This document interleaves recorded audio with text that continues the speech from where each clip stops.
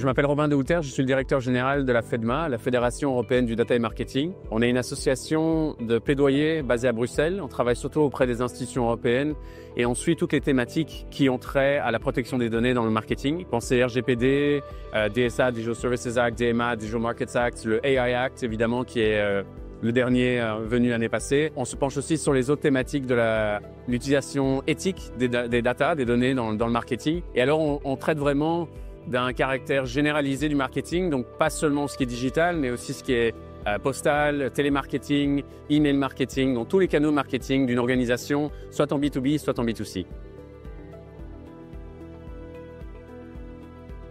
Forcément, si moi je prends ma casquette en termes de privacy et de protection des données, là où c'est vraiment l'enjeu fondamental en 2025, c'est avec cette nouvelle commission européenne donc, qui a commencé l'année passée, c'est d'instaurer un sentiment plutôt de cohérence, un besoin de cohérence et de standardisation au sein de l'Union européenne.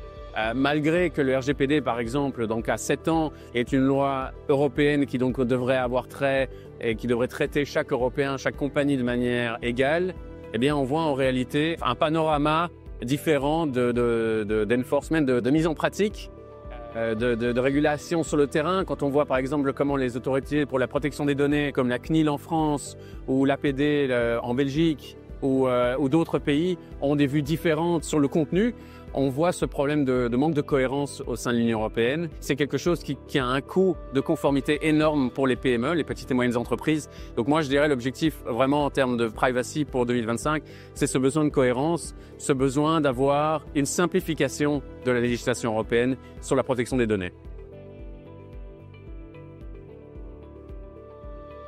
Le marché, il est très fragmenté, ça c'est clair. Alors évidemment, je viens de parler du manque de cohérence au niveau législatif et mise en pratique des régulations européennes sur le marché national, enfin les marchés nationaux.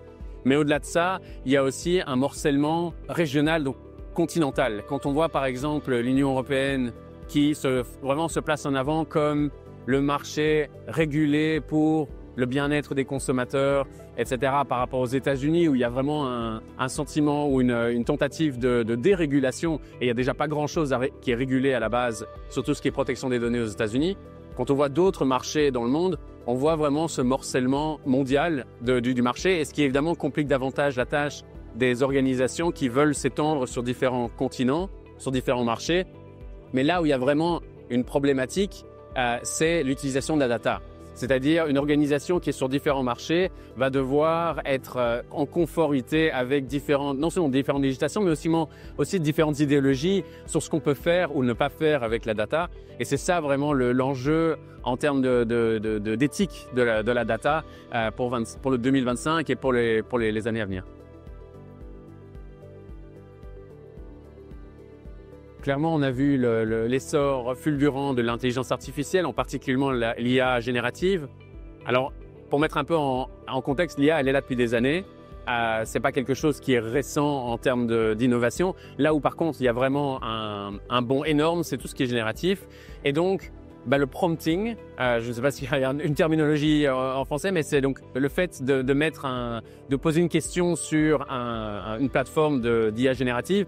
Ça, c'est quelque chose qui va vraiment qui est déjà une priorité pour, par exemple, les agences de publicité. Quand on pense aux créatifs, on parle beaucoup de l'IA qui va remplacer les corps de métier. C'est plutôt qui va révolutionner, qui va mieux utiliser l'IA. Parce qu'au final, il faut quand même quelqu'un pour poser des questions à l'IA et aussi pour traiter des réponses. On parle beaucoup du problème de bias dans les données. Donc, est-ce que les données sont vraiment correctes? Est-ce que les données sont peut-être faussées d'une manière ou d'une autre? Donc, on a toujours besoin d'une touche ou d'un contrôle humain pour s'assurer que la donnée qui sort de cette IA générative soit encore correcte, soit encore non faussée, ne soit pas discriminatoire par rapport à certaines personnes, certaines catégories, etc. Et ça, même chose, ça revient au point de comment gérer ça au niveau continental, où aux États-Unis, on a des règles bien moins strictes que dans l'Europe. Donc ça, c'est pour l'IA. Alors évidemment, il y a l'essor aussi, par exemple, de l'e-commerce, du social shopping, donc où les réseaux sociaux, par exemple, sont un point principal maintenant de vente en ligne. On parle de chiffres qui presque triplent le commerce digital non réseaux sociaux.